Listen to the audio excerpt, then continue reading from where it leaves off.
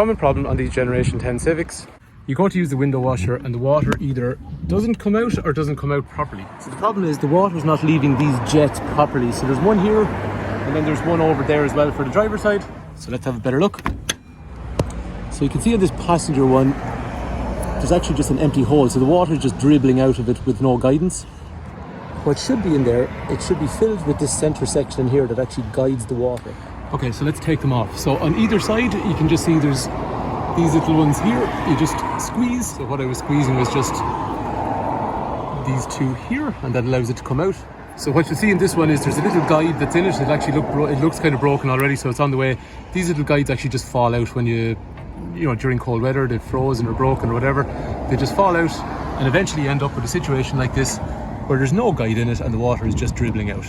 To solve the problem, you're going to need to get some new ones. They're actually universal, so it's the same part for both sides. So like we're saying to you, that's the culprit, the little center guide that's in there at the moment. So to take off the old one, you just have to remove the rubber hose that sits around it. They will be extremely wedged on there, so you'll have to hold that and pull that to pull it off. I've already loosened this one, so it's going to come off quite easily, but you will have to put quite a bit of force on it.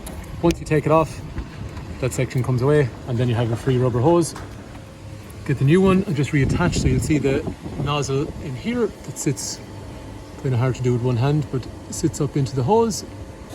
Once you have that back up on, so push the rubber hose all the way down to the bottom, and then you can just click it back up into place.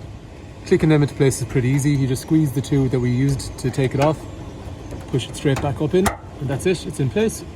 So do that for both sides. Now we should have a functioning window washer jet set. But sometimes that's not going to be the right height, so you got to set it. So just down in under here, we might get a screwdriver and just aim it up a little bit.